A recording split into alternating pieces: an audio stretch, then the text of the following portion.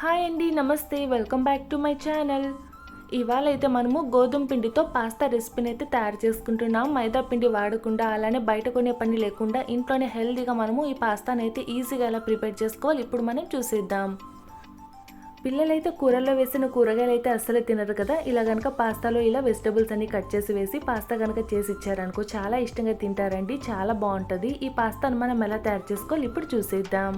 ముందుగా మనం ఇలా ఒక మిక్సింగ్ బౌల్ తీసుకుందాం. ఇప్పుడు ఇందులోకి అయితే 1 కప్పు దాకా గోధుమ పిండి వేసుకోవాలి. అలానే ఇందులోకి అయితే మనము కొద్దిగా సాల్ట్, అలానే 1 స్పూన్ దాకా ఆయిల్ వేసుకుని ఒకసారి అంతా ఈ పిండిలోకంతా బాగా కలిసేలాగా ఒకసారి చేతితో బాగా మిక్స్ చేసుకోవాలి. చూసారు కదా, ఇలా అంతా కలుపుకున్న తర్వాత ఇప్పుడైతే ఇందులోకి మనము కొద్దిగా వాటర్ వేసుకుంటూ ఇప్పుడు ఈ పిండిని అంతా మనము చపాతీ ముద్దలాగా కాస్త గట్టిగా కలుపుకోవాలి. ఈ పిండిని అయితే మనము కాస్త గట్టిగా అయితే కలుపుకోవాలి, మరి అంత సాఫ్ట్గా కూడా ఉండకూడదు. చూసారు కదండి, ఈ విధంగా అంతా కలుపుకున్న తర్వాత ఇప్పుడు ఈ పిండి పైన మనము కాసేపు మూత పెట్టేసి ఒక 5 నిమిషాల పాటు పక్కన పెట్టుకుందాం. ఇలా ఒక 5 నిమిషాలు అయిన తర్వాత మూత తీసి చూద్దాం. కాస్త మనకి ఈ పిండి కాస్త సాఫ్ట్గా అవుతుంది కదా. ఇప్పుడు ఈ పిండిని అంతా ఒకసారి మనము చక్కగా కలుపుకోవాలి. ఇలా అంతా కలుపుకున్న తర్వాత ఇప్పుడు ఈ పిండిని అయితే మనము చిన్న ఉండల్లాగా అయితే తయారు చేసుకోవాలి.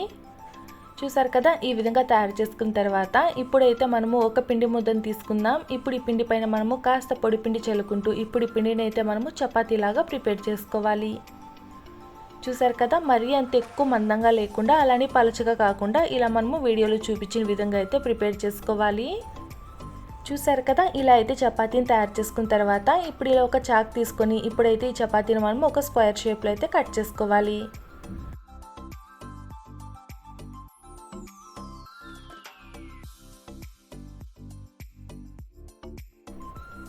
చూసారు కదండి, ఈ విధంగా కట్ చేసుకున్న తర్వాత ఇప్పుడు స్క్వేర్లో నుంచి ఇలా మిడిల్లోకి కట్ చేసుకోవాలి. ఇప్పుడు వీటిని అయితే మనము చిన్న స్క్వేర్ పీసెస్ లాగా అయితే కట్ చేసుకోవాలి.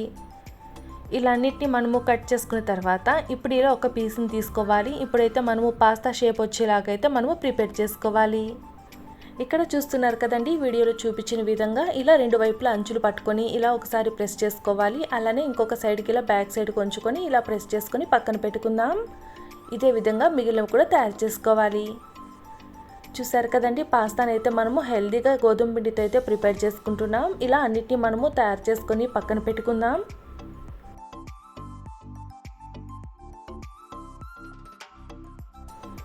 ఇలా ఈ పాస్తాను మనం తయారు చేసుకున్నాం కదా. ఇప్పుడు ఈ పాస్తాని అయితే ఉడికించుకోవడం కోసం స్టవ్ మీద ఇందులో ఒక పెనంలోకి వాటర్ పెట్టుకుందాం. ఇందులోకి అయితే ఒక 1 స్పూన్ దాకా ఆయిల్, అలానే 1 స్పూన్ దాకా సాల్ట్ వేసుకుని వాటర్ని అయితే మరిగించుకోవాలి. ఇలా ఈ వాటర్ అంతా మనకు బాగా మరుగుతున్నప్పుడు ఇందులోకి అయితే మనం ముందుగా తయారు చేసి పెట్టుకున్న పాస్తాను ఒక్కొక్కటిగా ఇందులోకి వేసుకోవాలి. చూసారు కదండి, ఇందులోకి పాస్తాను అయితే వేసుకొని ఒక 15 నిమిషాల పాటు మనము వాటర్లో అయితే బాయిల్ చేసుకోవాలి. ఇలా అంతా బాయిల్ చేసుకున్న తర్వాత స్టవ్ ఆఫ్ చేసుకుని ఈ పాస్తాలో నుంచి వాటర్ అంతా వంపేసి ఇప్పుడు ఈ పాస్తాను ఒక ప్లేట్లోకి తీసుకొని పక్కన పెట్టుకుందాం. అలానే ఇప్పుడైతే మనము స్టవ్ మీద ఇలా ఒక పెనం పెట్టుకుందాం. ఇందులోకి అయితే కొద్దిగా ఆయిల్ వేసుకోవాలి. ఇలా ఈ ఆయిల్ కాస్త హీట్ ఎక్కిన తర్వాత ఇందులోకి అయితే సన్నగా కట్ చేసి పెట్టుకున్న అల్లం ముక్కలు, వెల్లుల్లి ముక్కలు, పచ్చిమిర్చి ముక్కలు వేసుకొని వేయించుకోవాలి.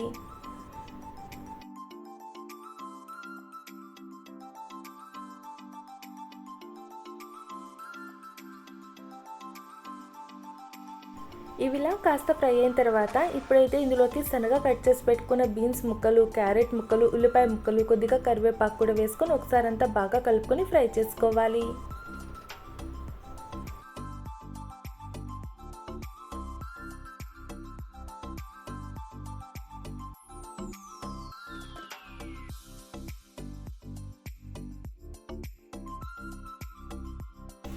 అలానే ఇప్పుడు ఇందులోకి సన్నగా కట్ చేసి పెట్టుకున్న క్యాప్సికమ్ ముక్కలు, టమాటో ముక్కలు, అలానే క్యాబేజ్ తురుము కూడా వేసుకొని ఒకసారి అంతా బాగా కలుపుకొని ఫ్రై చేసుకోవాలి. చూసారు కదా, ఇలా అంతా ఫ్రై చేసుకున్న తర్వాత ఇప్పుడు ఇందులోకి అయితే మనము కాస్త సాల్ట్ అయితే వేసుకుందాం. మనం పాస్తాను ఉడికించుకునేటప్పుడు కూడా సాల్ట్ వేసుకున్నాం. ఇందులోకి అయితే మనము కాస్త చూసుకొని అయితే కొద్దిగా సాల్ట్ అయితే వేసుకోవాలి. అలానే ఇందులోకి చిల్లీ ఫ్లేక్స్ కూడా వేసుకొని ఒకసారి అంతా బాగా కలుపుకొని ఫ్రై చేసుకోవాలి.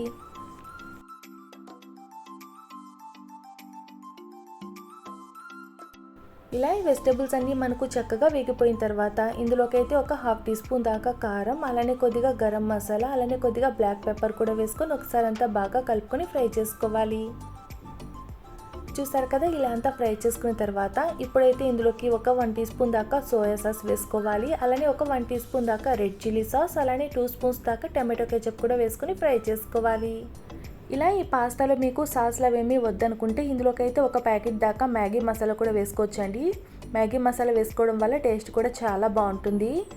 చూసారు కదా, ఇలా అంతా ఒకసారి మనము బాగా ఫ్రై చేసుకున్న తర్వాత ఇప్పుడు ఇందులోకి అయితే మనం ముందుగా ఉడికించి పెట్టుకున్న పాస్తాను కూడా వేసుకోవాలి.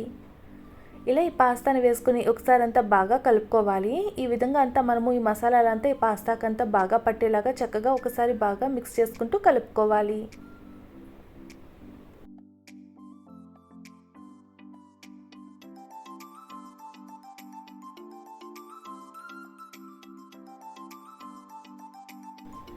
చూసారు కదండి, ఇలా అంతా ఫ్రై చేసుకున్న తర్వాత ఇప్పుడు ఇందులోకి అయితే మనము సన్నగా కట్ చేసి పెట్టుకున్న కొత్తిమీర, అలానే సన్నగా తరుగు పెట్టుకున్న క్యాబేజ్ కూడా వేసుకొని ఒకసారి అంతా బాగా కలుపుకోవాలి.